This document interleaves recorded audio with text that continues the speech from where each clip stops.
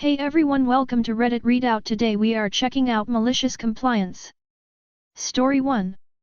Child Compliance. A post I read just made me remember this story.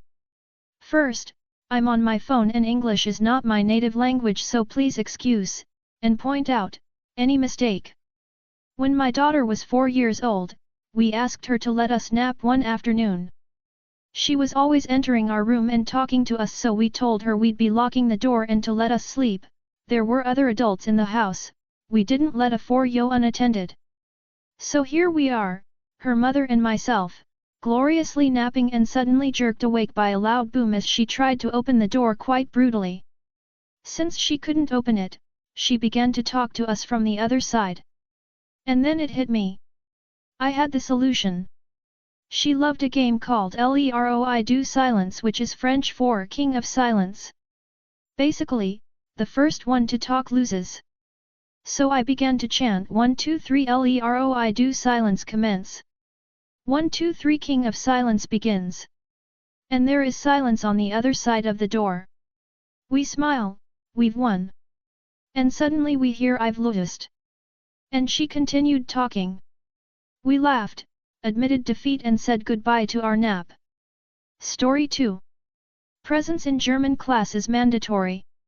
I'm from Luxembourg, a tiny country between Germany, France, and Belgium. In order to get the point of the story, I need to lay some groundwork. Our educational system is a bit unique, since a strong emphasis is put on learning foreign languages. Thus, kids are alphabetized in German at the age of 6, even though for natives, the mother tongue is Luxembourgish. At age 7, French is added and English at the age of 13. Except if they opt in for Latin, then they start English courses a year later. Most people are taught all 3 languages until they graduate from high school. Another special thing about Luxembourg is that it only has one single university, and only for a couple of decades now. Thus, there is a certain tradition of Luxembourgian youth studying abroad. A couple of friends of mine enrolled in Strasbourg University, one studying biology, the other law. The university has a policy that during the first year, you have to pick at least one course that is not your main subject, and most students from Luxembourg pick German. Having had 13 years of classes in German, most are about as fluent as a native speaker, so it makes for an easy pass. For years, they were allowed to enroll and only show up for the exam, which they always aced. So they complied with the policy, but didn't lose any time, but could use it to get used to their new hometown and concentrate on their main subjects. But not my friends. The new professor for German class announced that whoever was absent more than twice during a semester would fail. The friends were quite annoyed, but did comply. But as it turned out, that the professor wasn't very fit in German, so she made frequent mistakes, especially concerning the right choice of prepositions and before all grammatical cases, which are quite tricky in German for non-native speakers, and some native speakers too. So the two friends had their fun raising their hand whenever they noticed a mistake and corrected the professor, who after a couple of sessions grew very disgruntled. After a month of being corrected over and over again by 2 of her students, the mandatory presence was dropped again for students from Luxembourg. Disclaimer, as made obvious in the post, not a native speaker . Story 3. Cold callers stalk employees on LinkedIn and proceed to ask the receptionist, me, stupid questions. Hi everyone, long-time lurker here. I really like this sub but never had a malicious compliance to share because I usually just comply, period. For the past couple of months though, I've been working as a receptionist for a cybersecurity company, and I just realized my job allows me, even requires me to maliciously comply here and there. I wanted to share to you a couple of MCs, not a native English speaker, so sorry for the mistakes. As a receptionist, one of my tasks is to answer the phone, but here's the thing, I'm the only direct line to the company, meaning I'm the only phone number available to the outsiders. Employees have private phone numbers only available to customers. If someone tries to reach an employee but don't have their contact, they get me. When one call is for the employee, I'll put them on hold, Slack the employee and ask them what's this about, or if it's a longer request I'll simply give an address email from which I can transfer said request. As for the calls I get, a lot are cold callers.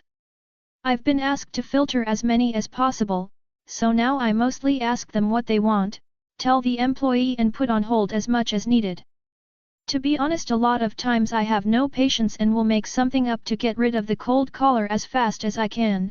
Employees don't like cold callers anyways, but this is about maliciously complying here. Now here's another thing, a lot of cold callers don't do their homework.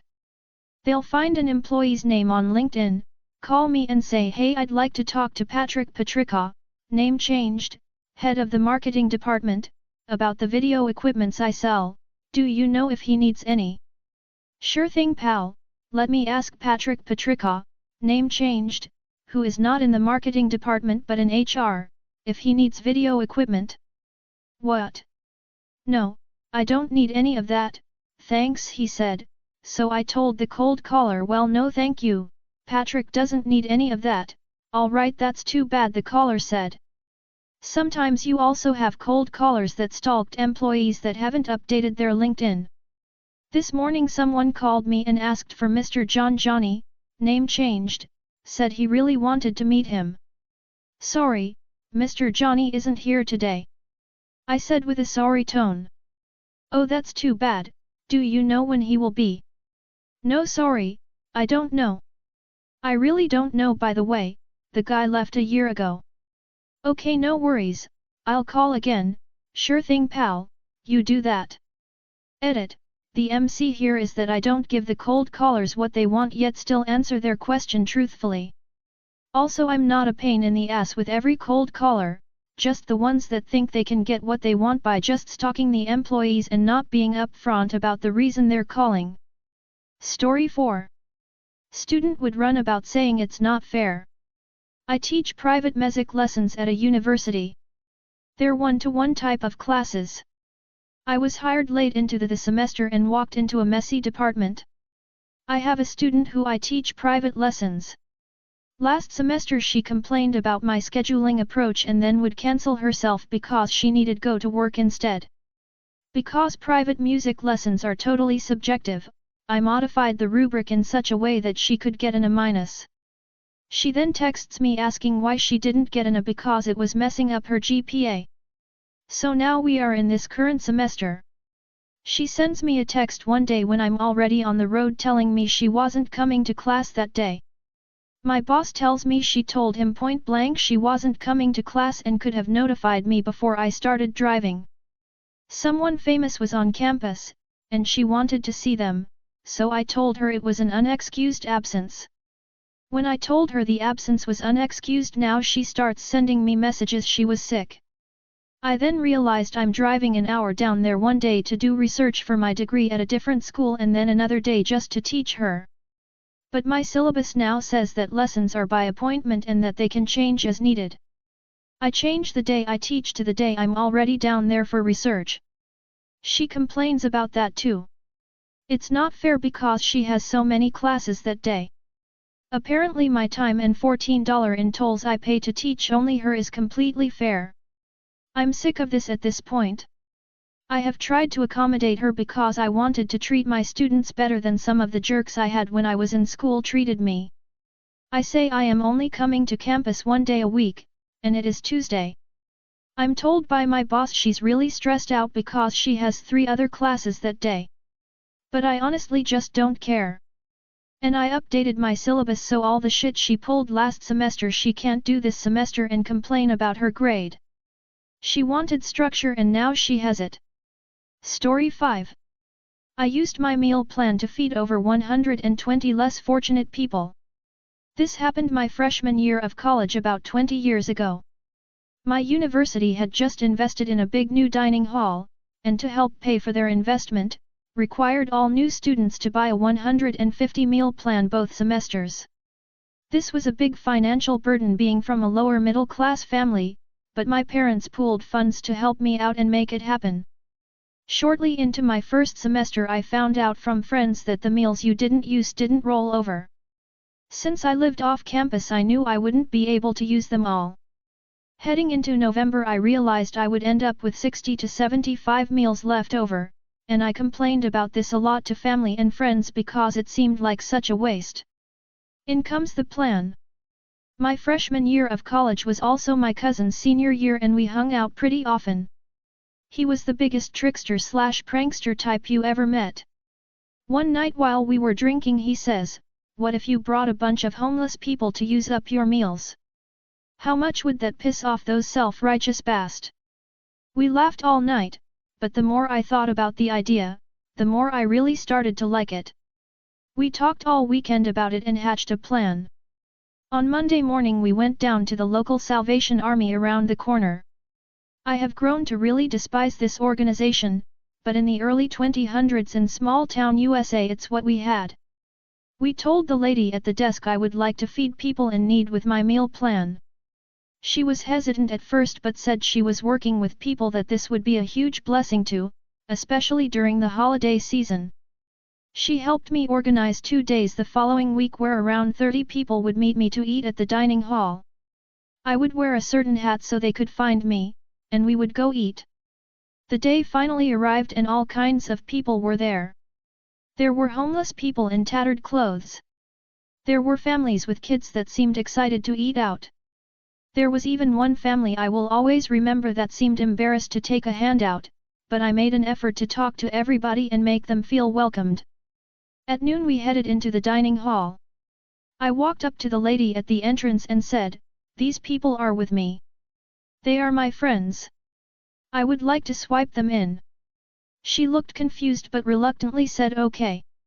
To say we got every reaction humanly possible would be an understatement. There were staff that were obviously annoyed with the influx of diners. There were students that were laughing. There were students that were giving me the silent clap.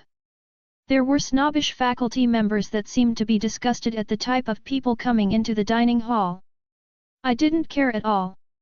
Eventually, a head staff member came up and said they knew what I was doing and they didn't like it. I said, "These are my friends eating with me. I paid for these meals. Am I doing anything wrong?" She was stumped. The next day the same situation happened with the same reactions. It seemed that I had caused quite a stir on campus, and it just so happened that the university president was eating there that day. She came up to me and said even though she would ask that I not tell me friends to do the same thing with their meals as the staff couldn't handle the influx of diners, she was proud that her students had the heart to do something for others like that. The following semester I did the exact same thing. I even used my meals sparingly so I could bring more people. The one memory that will always stick out in my head is the family with the little kids so excited to go to the pizza bar and soft serve ice cream machine giggling the whole time. To this day it's still one of the proudest moments of my life. Me and my friends and family still have a drink and chuckle over the story and the snooty, angry reactions I got. That's all for today. Please don't forget to like and subscribe.